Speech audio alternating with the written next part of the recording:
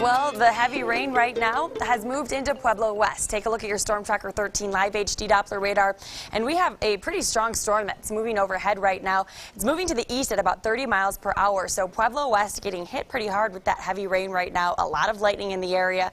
Pueblo proper, you're next. That rain is going to be moving into the city here soon, and that is going to result in the potential for at least some areas of ponding on the roads. It's going to make for difficult travel as this storm moves over the area, as visibilities will be significantly reduced from the heavy rain.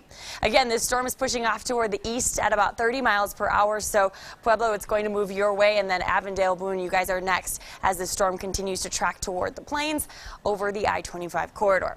Now we are tracking a few more storms that are a bit weaker, pushing into the Canyon City area. We will have to monitor these very closely as they are going to start to shift off toward the north and east, which means a few of them could make their way toward the Pikes Peak region, and we will be monitoring the track of those storms, as if any storm moves over any of the burn scars, flash flooding will continue to be a concern here through the remainder of the evening hours. Skycast is showing that we will keep the storms in place through about 9 o'clock.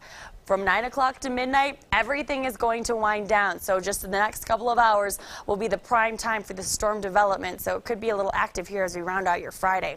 Temperatures tonight will gradually drop into the 60s. We'll keep 60s across the southeastern corner of the state, 40s and 50s over the mountains. Tomorrow morning, plenty of sunshine. Here's a look at 6 a.m. As we take you into the mid-morning, into the lunchtime hour, we are expecting the clouds to begin to build.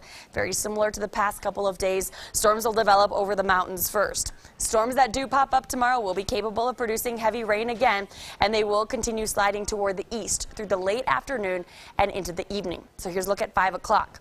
The majority of the storms off to the west of the interstate, but around the Pikes Peak region and around Pueblo. We will have that chance for storms late tomorrow afternoon and into the evening. The slow-moving nature of the storms and the potential for heavy rain causes us to be concerned about flash flooding once again.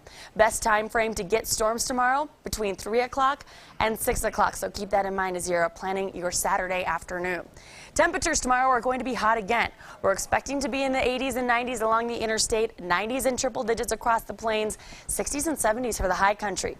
Tomorrow will be the last hot day, as we are expecting much cooler air to move in come Sunday. In fact, Sunday I'm dropping Colorado Springs to 78 degrees, and we are going to keep the 70s around through the next week. But along with that cooler air, a very good chance for storms each and every afternoon.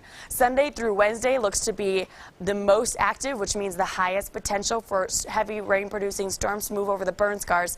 So this definitely is going to be a time frame where you'll want to pay attention to your surroundings and keep an eye on the weather. And of course, we'll help keep you ahead of the storm right here on KRDO News Channel 13 through the weekend and into next week. Pueblo 97 degrees tomorrow, 84 on Sunday, low 80s Monday, Tuesday, and even Pueblo getting in on the 70s come Wednesday with a 30% chance for storms.